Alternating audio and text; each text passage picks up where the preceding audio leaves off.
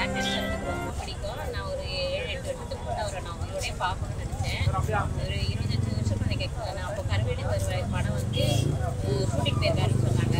அவர் நல்லா இருக்கும் போதே பார்க்கணும்னு நினச்சேன். கண்டிப்பாக எனக்கு அந்த குடும்பம் எனக்கு இல்லை.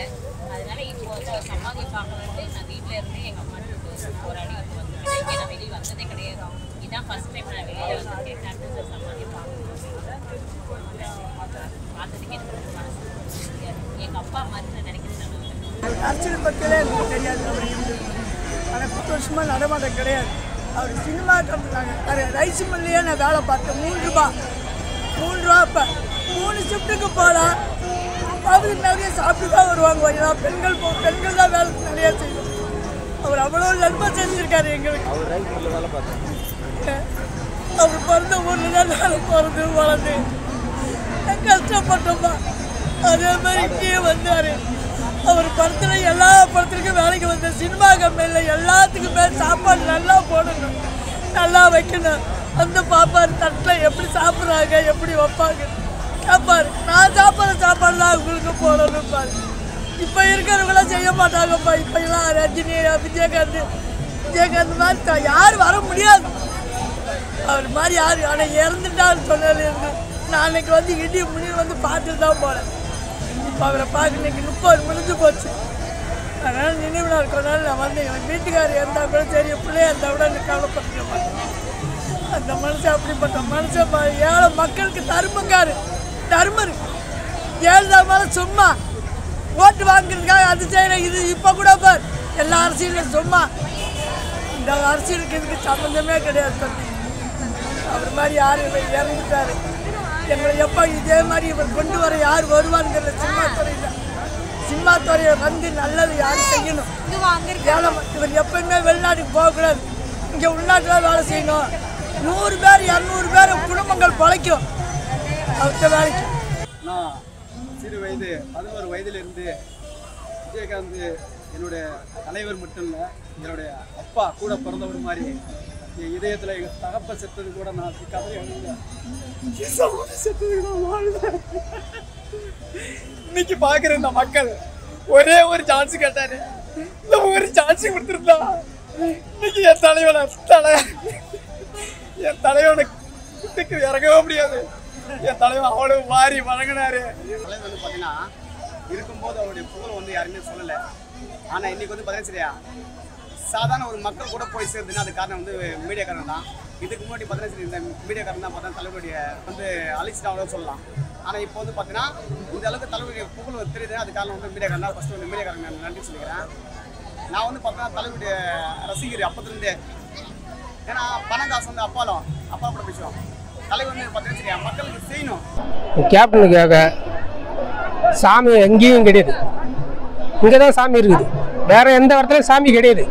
நீ எந்த கோயிலுக்கு போனாலும் சரி தான், இதான் சாமி. வேற எந்த இடத்துலையும் கிடையாது. நீ எந்த கோயிலுக்கு போனாலும் பக்கத்துலேயே சாமி இருக்குது. ஆனால் விட்டாங்க. ஆனால் பக்கத்தில் இப்போ பார்க்கும்போது தான் சாமி தெரியுது எல்லாருக்குமே. இந்த சாமியை யாரும் தெரியல, விட்டாங்க. இன்னைக்கு தான் அந்த சாமி தெரியுது, நல்லா கண்ணுக்கு தெரியுது. அன்னைக்கு இருக்கிற சாமியை அங்கே இருக்குது சாமி, ஆனால் இங்கே பார்க்கல யாருமே. இதான் கொடி, இதான் சாமி. கடவுளுக்கு தெரியும். இதான் நீ எங்கே போனாலும் சரி தான், அந்த இடத்துல சாமியே கிடையாதுங்க. இவர் தான் கடவுளே. நீ எந்த இடத்துக்கு போனாலும் சரி தான், இவர் தான் சாமியே. இதுக்கு அண்டால யாரை எங்கே போனாலும் சரி தான், மக்களுக்கு எங்கே போனாலும் சரி தான், எது போனாலும் சரி, யாருக்கிட்ட போனாலும் சரி தான். வேறு மாரி யாருமே வர முடியாதுங்க. இந்த உலகத்தில் எங்கே போனாலும் சரி வர முடியாது. இங்கே புதைக்கப்படவில்லை, விதைக்கப்பட்டுள்ளார். இந்த விதை மீண்டும் இந்த மண்ணில் முளைத்து வர ஆண்டவனை நாங்கள் அனைவரும் சேர்ந்து பிரார்த்திக்கின்றோம். இந்த நாள் எங்கள் குடும்பத்தோடு நாங்கள் வந்து அவருக்காக நாங்கள் இந்த ஜபத்தை வைக்கின்றோம். இந்த ஜபம் ஏற்று இந்த மெழுகுத்திரி அவருக்கு நாங்கள் காணிக்கையாக செலுத்துகின்றோம். இந்த காணிக்கையை ஏற்று எங்கள் குடும்பங்களுக்கு அவர் என்றும் எப்பொழுதும் எங்களுக்கு துணையாக இருப்பார் என்ற அந்த நம்பிக்கையோடு நாங்கள் ஜபிக்கின்றோம். நாங்கள் எங்கள் குழந்தைகளோடு இன்று வந்து ஜபத்தை செலுத்துகின்றோம். இவர் இந்த மண்ணில் செய்த நன்மைகளை அனைத்தையும் நாங்கள் அறிந்திருக்கின்றோம். இவர் ஆத்மா சாந்தி அடைய ஆண்டவனை நாங்கள் பிரார்த்திக்கின்றோம். கலைஞர் கேப்டன் டாக்டர் விஜயகாந்த் எங்கள் கேப்டன் அவர்களுக்கு பத்மபூஷன் விருது கொடுத்ததற்காக கோடான கோடி நன்றியை செலுத்துகின்றோம். அனைத்து மக்களின் சார்பாக அவருக்கு நாங்கள் இந்த கண்ணீர் அஞ்சலை செலுத்துகின்றோம். இந்த பத்மபூஷன் விருது கொடுத்த உலக அனைத்து மக்களுக்கு நன்றியை செலுத்துகின்றோம். வச்சு செஞ்சார். அவர் ஃபஸ்ட்டு ஆரம்ப காலத்துலேருந்து ரைஸ் மில் வச்சுருந்தாரு. அவர் வந்து சாதாரண ஆள் கிடையாது. ரைஸ் மில் வச்சுருந்து அங்கேயே பார்த்தீங்கன்னா அவருக்கு ஃப்ரெண்டுகளுக்கு ஏதாவது ஹெல்ப் பண்ணுவார். அப்படின்னு ஒரு அரசியலாக வந்தார். அரசியலாக வந்து ரசிக மன்றத்தை காப்பாற்றினார். அரசியலாக வந்து தான் மக்கள் நிறைய செஞ்சார். ஆனால் அந்த மக்கள் தான் பார்த்தீங்கன்னா தலைவர் வந்து புரிஞ்சுக்கலை. நான் இன்னைக்கு கூட என்னுடைய பேட்டியில் சொன்னேன், மக்கள் வந்து குறை சொல்லுவேன். 500க்கும் 1000க்கும் தான் அடகு வச்சாங்க நாட்டில் குடும்பத்தையே. இதுதான் உண்மை. காசு வாங்கிக்கலாம், அரசியலில் கொடுத்த காசு வாங்கிக்கலாம். அந்த ஏரியாவில் நான் என்னுடைய தலைவர் மட்டும் இல்லை, அந்த ஏரியாவில் நீங்கள் கேட்குற பொதுமக்களோட எல்லாமே கேட்டுக்கோ. அந்த ஏரியாவில் நமக்கு தெரிஞ்சவங்களோ தெரியாதவங்களோ யார் நல்லவங்களோ அவங்களுக்கு ஓட்டு போடணும். புரியுதா? சும்மா அன்றைக்கி 500 ரூபா தைச்சா இன்னைக்கு குடும்ப செலவு தீந்துடும் அப்படின்னு சொல்லிட்டு என்னையுமே நினைக்கிறது. நமக்கு தெரிஞ்சவங்க யார் நல்லவங்கிறாங்களோ அவங்களுக்கு ஓட்டு போடணும். தெரியாதவங்க யார் நல்லவங்களோ அவங்களுக்கு ஓட்டு போடணும். அப்படி பார்த்தீங்கன்னா என் தலைவர் பார்த்தீங்கன்னா யாருமே உதாரணம் சொல்ல முடியாது.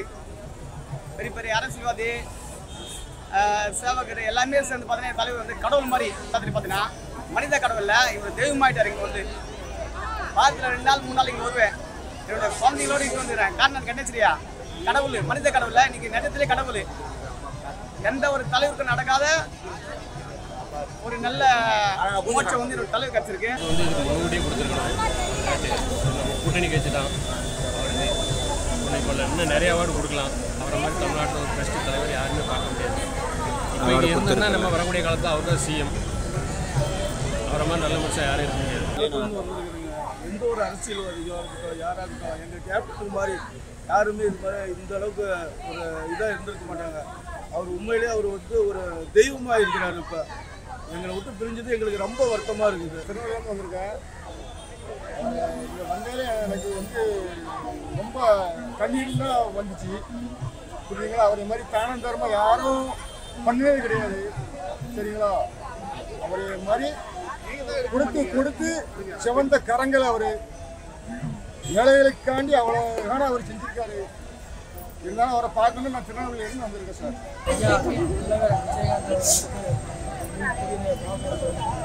அந்த பக்கம் போகணும்.